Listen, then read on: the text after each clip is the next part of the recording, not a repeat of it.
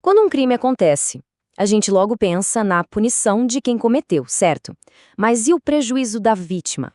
Como é que a justiça garante que essa pessoa seja reparada financeiramente? Bom, é exatamente sobre esse caminho que a gente vai conversar hoje, a ação civil ex-delicto. O nosso roteiro vai ser esse aqui. Vamos começar entendendo a base de tudo. Depois, ver as opções que a vítima tem, como é que o mundo criminal e o civil se conversam, analisar umas regras bem importantes e, no final, pensar um pouco sobre o que tudo isso significa.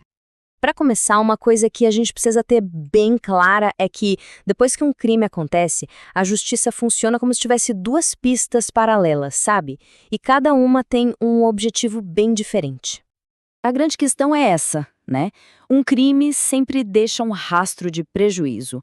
Pode ser o valor de alguma coisa que foi roubada, o custo de um tratamento médico ou até o dano moral. A pergunta é: quem é que paga essa conta? Como o sistema garante que a vítima seja compensada? A resposta está justamente nessa divisão do sistema. De um lado, a gente tem a esfera criminal. Aqui é o Estado contra o acusado. O objetivo é punir, em nome de toda a sociedade. É a justiça pública. Do outro lado, tem a esfera civil. Aqui é a vítima que entra em cena buscando uma indenização pelo dano que ela sofreu. O foco nesse caso é a reparação privada. E o ponto-chave é que, a princípio, essas duas esferas são independentes. Ok, então sabendo que existem esses dois mundos, a vítima tem basicamente duas estratégias principais para buscar essa compensação financeira.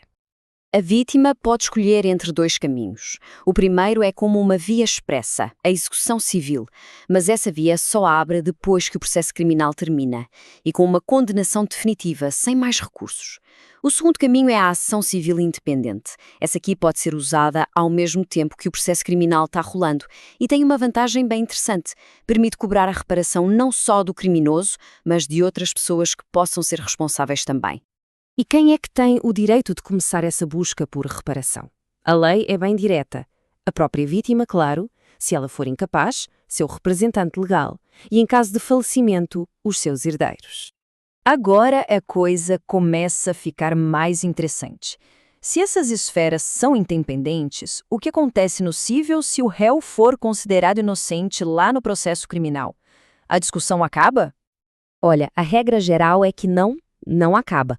Uma absolvição no criminal não impede que a vítima busque a reparação no cível. Sabe por quê? Porque os padrões de prova são diferentes. Para condenar alguém criminalmente, a certeza tem que ser muito maior. Já no cível, às vezes basta provar que a pessoa tem o dever de indenizar, mesmo que não haja prova para uma condenação criminal. Mas sempre tem um mas, né? Existem exceções? Sim, com certeza. E são exceções que mudam completamente o jogo, criando uma barreira definitiva. Vamos ver quais são. O segredo todo está no motivo da absolvição. A porta do cível se fecha de vez quando a sentença criminal diz com todas as letras, primeiro, que o fato não existiu, segundo, que o réu com certeza não foi o autor, ou terceiro, que ele agiu em legítima defesa, por exemplo. Nessas situações não tem mais o que discutir. Mas, e aqui está o pulo do gato, se a absolvição for por falta de provas, aí o caminho para a vítima buscar a indenização continua totalmente aberto. Ou seja, para ficar bem claro, não é qualquer absolvição que encerra o assunto. Só aquelas que batem o martelo sobre o fato ou sobre quem o cometeu é que tem esse poder. Isso é importantíssimo para proteger o direito da vítima de ser reparada. O sistema também tem alguns mecanismos para facilitar um pouco a vida da vítima. Vamos dar uma olhada em dois dos mais importantes. Um desses atalhos é a reparação mínima. Pensa nisso como um adiantamento da justiça. O próprio juiz criminal, lá na sentença que condena o réu, já pode fixar um valor inicial de indenização. Esse valor vira o que a gente chama de título executivo. É basicamente um documento com força da lei que já permite à vítima começar a cobrança sem ter que discutir tudo de novo. E como isso funciona na prática? É bem direto, em 3 passos. Primeiro, o Ministério Público ou a própria vítima precisa pedir isso formalmente logo no começo do processo. Segundo, se vier a condenação, o juiz estabelece esse valor. E terceiro, com essa decisão em mãos, a vítima já pode ir atrás da cobrança, Simples assim. E aqui, olha só que proteção especial e super relevante. Nos casos de violência doméstica, os nossos tribunais superiores entenderam que, para fixar a indenização por dano moral, basta que a vítima peça. Não precisa ficar provando o sofrimento, porque ele já é presumido pela situação. Isso facilita demais o processo para a vítima. Certo. Mas e a vítima que não tem dinheiro para pagar um advogado? O acesso à justiça tem que ser garantido. Antigamente, essa tarefa podia ser do Ministério Público, mas hoje o entendimento é que a responsabilidade é cada vez mais da Defensoria Pública. É ela que vai atuar para garantir que a falta de dinheiro não impeça a busca pela reparação. Bom, para a gente amarrar tudo isso, vamos consolidar a mensagem principal, que no fundo é sobre o poder que esse conhecimento todo dá para as vítimas. A distinção fundamental que a gente precisa levar daqui é esta. O processo criminal serve para punir o réu em nome da sociedade.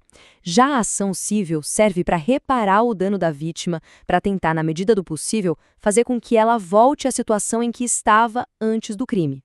Então, o que fica de mais importante?